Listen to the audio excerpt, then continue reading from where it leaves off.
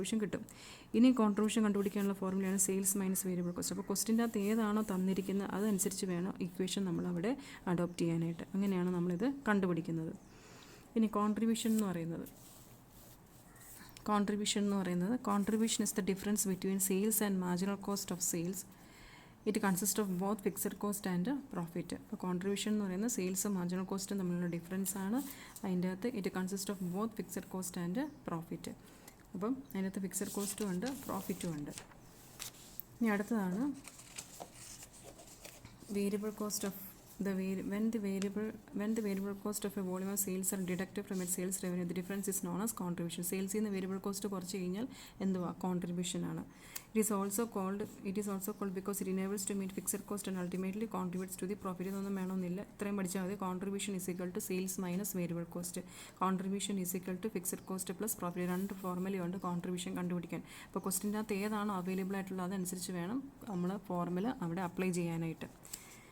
ഇനിയും ഇല്ലസ്ട്രേഷൻ നമുക്ക് പിന്നെ നോക്കാം. പിന്നെ ഫിക്സഡ് കോസ്റ്റ് എന്ന് പറയുന്നത്, fixed cost means the cost which tends to be unaffected by variation in volume of output. അറിയാലോ ഫിക്സഡ് കോസ്റ്റ് എന്ന് പറഞ്ഞു കഴിഞ്ഞാൽ എന്നാണ് പറഞ്ഞേക്കുന്നത്, unaffected by variation. Volume of output എത്ര ചേഞ്ച് ചെയ്താലും അവിടെ വേരിയേഷൻ ഒന്നും വരാത്തതാണ് ഫിക്സഡ് കോസ്റ്റ് എന്ന് പറഞ്ഞേക്കുന്നത്.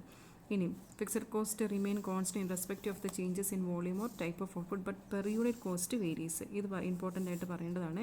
Fixed cost remain constant respect of the changes in volume or type of output. Output എന്തുമാത്രം ചേഞ്ച് ചെയ്താലും വോളിയം എന്തുമാത്രം ചേഞ്ച് ചെയ്താലും ഫിക്സഡ് കോസ്റ്റ് അവിടെ എങ്ങനെ ആയിരിക്കും, കോൺസ്റ്റന്റ് തന്നെയായിരിക്കും. പക്ഷേ ഫിക്സഡ് കോസ്റ്റ് പെർ യൂണിറ്റ് അവിടെ വേരി ചെയ്യുന്നതായിരിക്കും. അതിനുള്ള എക്സാമ്പിളാണ് പറഞ്ഞിരിക്കുന്നത് rent, rate and tax, insurance etcetera. ഇനി പിന്നെ ഫിക്സഡ് കോസ്റ്റ് എന്നാന്നുള്ള കാര്യം അവിടെ പറയണം. ഇനി അടുത്താണ് സെമി വേരിയബിൾ കോസ്റ്റ്. അറിയാലോ, this also known as semi fixed cost. These are expenses which are partly variable and partly fixed. They do not change within the limits of a small range of activity but may change when the output reaches a new level. അപ്പോൾ ഇതിൻ്റെ അകത്ത് semi fixed കോസ്റ്റാണ്. ഈ expense എന്ന് പറയുന്നത് partly വേരിയബിളും partly ഫിക്സ്ഡുമാണ്. അതുപോലെ തന്നെ ഇത് ചേഞ്ച് ചെയ്യത്തില്ല. എങ്ങനെ, within the limits of a small range of activity but may change with output reaches a new. Output ഒരു പുതിയ ലെവലിലേക്ക് റീച്ച് ചെയ്യുവാണെങ്കിൽ മാത്രമേ അവിടെ ചെറിയൊരു ചേഞ്ചസ് അവിടെ ഉണ്ടാകത്തുള്ളൂ. അതിനാണ് telephone charge, delivery van expense. Telephone charge, ടെലിഫോണിൻ്റെ റെൻറ്റ് കൊടുക്കുന്നത്, ആ റെൻറ്റ് എന്ന് പറയുന്ന ഒരു ഫിക്സ്ഡ് ആയിട്ടുള്ള കാര്യമാണ്. ടെലിഫോൺ ചാർജ് എന്ന് പറയുന്നത് നമ്മൾ വിളിക്കുന്നതനുസരിച്ച് കൂടുന്നതാണ്. അപ്പോൾ അത് എപ്പോഴും വേരി ചെയ്തുകൊണ്ടിരിക്കും ടെലിഫോൺ ചാർജ് എന്ന് പറയുന്നത്. അപ്പോൾ അത്രയാണ് ഫിക്സഡ് കോസ്റ്റും സെമി വേരിയബിൾ കോസ്റ്റും. അടുത്തതാണ് ബ്രേക്ക് ഈവൻ അനാലിസിസ്. ഇതും ഇമ്പോർട്ടൻ്റ് ആണ്, എപ്പോഴും ചോദിക്കുന്നതാണ് break even analysis. Break even analysis shows the relationship between cost and profit in relation to sales. Break even point is the point where there is neither profit nor loss. അതാണ് important. Break even point എന്ന് പറഞ്ഞു കഴിഞ്ഞാൽ the point where there is neither profit nor loss. It is the point where the total sales are equal to total cost, there being no profit no loss. No profit no loss ഉള്ള point ആണ് ഏതെന്ന് പറഞ്ഞേക്കുന്നത് break even point എന്ന്. അവിടെ പ്രോഫിറ്റും ഇല്ല ലോസും ഇല്ലാത്ത point ആണ് break even point എന്ന് പറഞ്ഞേക്കുന്നത്. അപ്പോൾ ഇമ്പോർട്ടൻ്റ് ആണ്, പഠിക്കണം അത്. ഇനി അതിൻ്റെ കുറേ ഫോർമുലയാണ് ഇവിടെ തന്നത്. അപ്പോൾ ബ്രേക്ക് ഇവൻ അനാലിസിസ് എന്ന് പറഞ്ഞു കഴിഞ്ഞാൽ shows the relationship between cost and profits in relation to sales. Break even point is the point where there is neither profit nor loss. It is the point where the total sales are equal to total cost, there being no profit no loss. ഇനി അതിൻ്റെ formula നോക്കി. Break even point in യൂണിറ്റിലാണെങ്കിൽ, unit കണ്ടുപിടിക്കാനാണെങ്കിൽ fixed expense divided by contribution per unit. ഇനി break even point in വാല്യൂവിൽ കണ്ടുപിടിക്കാനാണെങ്കിൽ fixed expense divided by contribution into sales. ഇനി break even point in വാല്യൂവിൽ പിന്നെയും കണ്ടുപിടിക്കാനുള്ള അടുത്ത ഫോർമുലയാണ് fixed expense divided by P V ratio. അപ്പോൾ നമ്മൾ ചിലപ്പോൾ ക്വസ്റ്റിനകത്ത് കോൺട്രിബ്യൂഷൻ പെർ യൂണിറ്റ് തന്നിട്ടില്ല, പി വി റേഷ്യോ തന്നിരിക്കുന്നത്. അങ്ങനെയാണെങ്കിൽ ഈ ഫോർമുല ഇട്ട് അവിടെ കണ്ടുപിടിക്കണം. Fixed expense divided by P V ratio. Required sales volume units, fixed expense plus desired profit divided by contribution per unit. ഇനി ഇത്രയാണ് ബ്രേക്ക് ഇവൻ അനാലിസിസിൻ്റെ ഫോർമുല. അപ്പോൾ അത് കാണാതെ പഠിക്കേണ്ടതാണ്. When a company produces 2 or more products, a break even point calculated for all the products combined together is called composite break even point. Composite break even point എന്ന് പറഞ്ഞു കഴിഞ്ഞാൽ ഒരു company 2 അതിൽ കൂടുതൽ പ്രൊഡക്റ്റുകൾ പ്രൊഡ്യൂസ് ചെയ്യുമ്പോഴത്തേന് അതിൻ്റെ എല്ലാ പ്രൊഡക്റ്റുകളുടെയും ബ്രേക്ക് ഇവൻ പോയിന്റ് കമ്പൈൻഡ് ആയിട്ടാണ് കാൽക്കുലേറ്റ് ചെയ്യുന്നത്. അപ്പോൾ അങ്ങനെ വരുമ്പോഴത്തേനാണ് കോമ്പോസിറ്റ് ബ്രേക്ക് ഇവൻ പോയിന്റ് എന്നവിടെ പറയുന്നത്. അതാണ് കോമ്പോസിറ്റ് ബ്രേക്ക് ഇവൻ പോയിന്റ്. ഇനി അടുത്തതാണ് cost volume profit analysis. It is A technique of studying the relationship between cost, volume of sales and profit. It is an important tool for profit planning and decision making. The various tools used in cost volume profit analysis are profit minus volume, profit volume analysis, break-even analysis and margin of safety ratio. ഇപ്പോൾ എന്നാ പറഞ്ഞേക്കുന്നത്, cost volume profit analysis എന്ന് പറഞ്ഞു കഴിഞ്ഞാൽ studying the relationship between കോസ്റ്റും volume of സെയിൽസും പ്രോഫിറ്റും relation പഠിക്കാനുള്ള ഒരു ടെക്നിക്കാണ് cost volume profit analysis എന്ന് പറഞ്ഞേക്കുന്നത്. അതൊരു ഇമ്പോർട്ടൻറ്റ് ടൂളാണ്. പ്രോഫിറ്റ് പ്ലാൻ ചെയ്യാനും ഡിസിഷൻ മേക്കിംഗ് എടുക്കാൻ വേണ്ടിയിട്ടുള്ള ഒരു ഇമ്പോർട്ടൻ്റ് ആയിട്ട് ടൂളാണ് കോസ്റ്റ് വോളിയം പ്രോഫിറ്റ് അനാലിസിസ് എന്ന് പറയുന്നത്. ഇനി ഈ കോസ്റ്റ് വോളിയം പ്രോഫിറ്റ് അനാലിസിസ് നടത്താൻ വേണ്ടിയിട്ട് പല ടൂൾസ് അവിടെ ഉപയോഗിക്കുന്നുണ്ട്. അതിൽ ഒന്നാമത്തെ ടൂളാണ് പ്രോഫിറ്റ് വോളിയം അനാലിസിസ്, അതായത് PV എന്ന് പറയും. Profit volume analysis, break even analysis and margin of safety ratio. ഇനി പ്രോഫിറ്റ് വോളിയം റേഷ്യോ എന്തുവാന്നുള്ളത്. Profit volume ratio is the ratio of contribution to sales. It is also called contribution to sales ratio. It is considered to be an indicator of the profitability of the business. അപ്പം നമ്മളിതിനെ PV ratio എന്ന് പറയും. PV ratio എന്ന് പറഞ്ഞു കഴിഞ്ഞാൽ ratio of contribution to sales. ഇതിനെന്നൂടെ പിന്നെ എന്നാന്നും കൂടെ പറയും. It is also called contribution to sales ratio എന്നും കൂടെ പറയും. ഇനി ഇത് ഒരു ഇൻഡിക്കേറ്ററാണ് പ്രോഫിറ്റബിലിറ്റി, ഒരു ബിസിനസ്സിൻ്റെ പ്രോഫിറ്റബിലിറ്റി കാണിക്കുന്ന ഒരു ഇൻഡിക്കേറ്ററാണ് PV റേഷ്യോ എന്ന് പറയുന്നത്. PV റേഷ്യോ കൂടുതലാണെങ്കിൽ, higher the PV ratio more will be the profit. PV ratio കൂടുതലാണെങ്കിൽ പ്രോഫിറ്റ് അവിടെ കൂടുതലായിരിക്കും. Lower the PV ratio lesser will be the profit. അപ്പം PV റേഷ്യോ കുറവാണെങ്കിൽ പ്രോഫിറ്റും അവിടെ കുറവായിരിക്കും. PV ratio can be improved by reducing the variable cost or increasing the selling price. PV ratio നമുക്ക് അവിടെ ഇംപ്രൂവ് ചെയ്യാം. എങ്ങനെയോ, ഒന്നെങ്കിൽ വേരിയബിൾ കോസ്റ്റ് റെഡ്യൂസ് ചെയ്തുകൊണ്ട്, അല്ലെങ്കിൽ സെല്ലിംഗ് പ്രൈസ് അവിടെ ഇൻക്രീസ് ചെയ്തുകൊണ്ട് PV റേഷ്യോ നമുക്ക് അവിടെ ഇംപ്രൂവ് ചെയ്യാം. reducing the variable cost or increasing the selling price. Fixed cost does not affect the PV ratio. PV ratio fixed cost affect ചെയ്യത്തില്ല. അപ്പോൾ അതാണ് PV റേഷ്യോ എന്ന് പറയുന്നത്. ഇനി ആ PV റേഷ്യോയ്ക്ക് കുറേ ഫോർമുല അവിടെ ഉണ്ട്.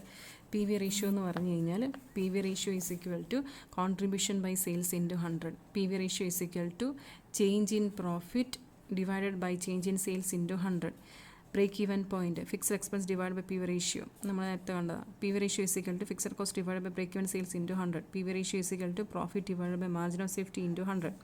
Sales to A decide amount of profit is equal to fixed expense plus desired profit divided by PV ratio. Variable cost ratio is equal to 100 minus PV ratio. ഇതെല്ലാം problem ചെയ്യുമ്പോൾ നിങ്ങൾ തന്നെ പഠിച്ചോളൂ അത്. അപ്പോൾ അത്രയാണ് എന്നു പറയുന്നത് ബ്രേക്ക് ഈവൻ, അതായത് PV റേഷ്യോ കണ്ടുപിടിക്കാനുള്ള ഫോർമുലയുള്ള കാര്യം പറഞ്ഞേക്കുന്നത്. ഇനി അടുത്തതാണ് significance and uses of PV ratio. PV ratio helps to identify the most profitable product, process, operation and department. PV ratio അതിനകത്തിനൊക്കെ സഹായിക്കുന്നുണ്ട്. ഏറ്റവും പ്രോഫിറ്റബിൾ ആയിട്ട് പ്രൊഡക്റ്റ് ഏതാണ് ഐഡൻറ്റിഫൈ ചെയ്യാനായിട്ട്, ഏറ്റവും പ്രോഫിറ്റബിൾ ആയിട്ടുള്ള പ്രോസസ്സ് ഏതാണ് ഐഡൻറ്റിഫൈ ചെയ്യാനായിട്ട്, ഏറ്റവും പ്രോഫിറ്റബിൾ ആയിട്ടുള്ള ഓപ്പറേഷൻ ആൻഡ് ഡിപ്പാർട്ട്മെൻറ്റ് ഏതാണ് ഐഡൻറ്റിഫൈ ചെയ്യാനായിട്ട് PV റേഷ്യോയുടെ സഹായിക്കുന്നുണ്ട്.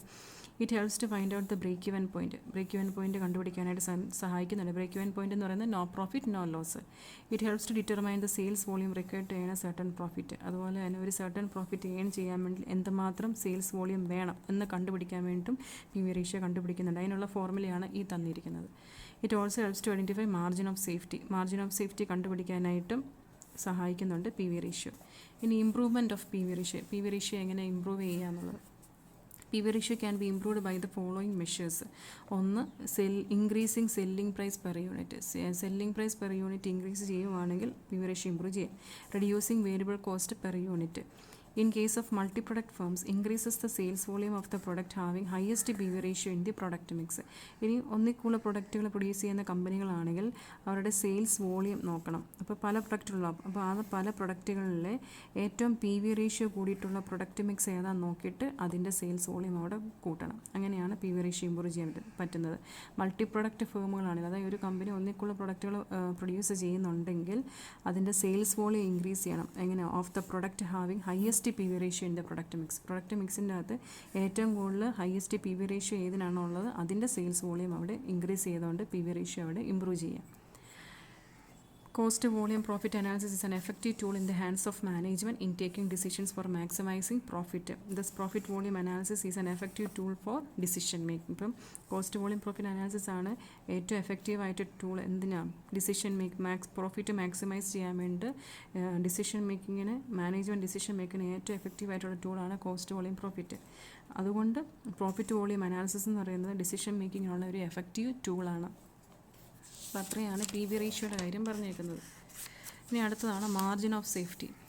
Margin of safety is the difference between the actual sales and sales at a break-even point. Margin of safety എന്ന് പറഞ്ഞു കഴിഞ്ഞാൽ ആക്ച്വൽ സെയിൽസും sales at break even point തമ്മിലുള്ള ഡിഫറൻസ് ആണ് margin of safety. It is the amount of sales beyond the break even point. It can be expressed in value or as a percentage of sales. Margin of കോസ്റ്റിന് നമുക്ക് value ആയിട്ടോ percentage ആയിട്ടോ നമുക്ക് express ചെയ്യാവുന്നതാണ്. A large margin of safety indicates the strength of business. Large margin of safety ആണെങ്കിൽ അവിടെ ബിസിനസ്സിൻ്റെ strength അവിടെ ഇൻഡിക്കേറ്റ് ചെയ്യുന്നു. Higher the margin of safety more will be the profit. It can be increased by. High margin of safety higher ആണെങ്കിൽ profit അവിടെ കൂടുതലായിരിക്കും. It can be increased by increasing the selling price per unit. ഇപ്പോൾ margin of safety കൂട്ടാനുള്ള വഴികളാണ് പറഞ്ഞേക്കുന്നത്. അതിൻ്റെ അകത്തൊന്ന് selling price per unit increase ചെയ്യുക, variable cost per unit reduce ചെയ്യുക, increasing the volume of production and sales. പ്രൊഡക്ഷൻ്റെയും സെയിൽസിൻ്റെ വോളിയൂം അവിടെ ഇൻക്രീസ് ചെയ്യുക, ഫിക്സഡ് കോസ്റ്റ് റെഡ്യൂസ് ചെയ്യുക. അപ്പോൾ ഇങ്ങനെയൊക്കെ മാർജിൻ കോസ്റ്റ് അവിടെ മാർജിൻ ഓഫ് സേഫ്റ്റി അവിടെ കൂട്ടാനായിട്ട് പറ്റും. ഇനി മാർജിൻ ഓഫ് സേഫ്റ്റിയുടെ ഫോർമുല അടുത്ത പറഞ്ഞേക്കുന്നത് is equal to actual sales minus break even sales. Margin of safety is equal to profit by P V ratio. Percentage of margin of safety is equal to margin of safety divide by actual sales into 100. അപ്പം ഇതും വെച്ചിട്ട് നമുക്ക് problem ചെയ്യാനുള്ളതാണ്. അപ്പോൾ ഇത്രയാണ് പ്രധാനപ്പെട്ട theory എന്ന് പറയുന്നത്. അടുത്തത് നമുക്ക് ചാർട്ട് വരയ്ക്കാനുള്ളതാണ്, ബ്രേക്ക് ഇവൻ ചാർട്ട്. അപ്പോൾ ഇതിൻ്റെ എല്ലാം പ്രോബ്ലം ചെയ്ത് കഴിഞ്ഞിട്ട് അടുത്ത് നമുക്ക് ബ്രേക്ക് ഇവൻ ചാർട്ട് നോക്കാം.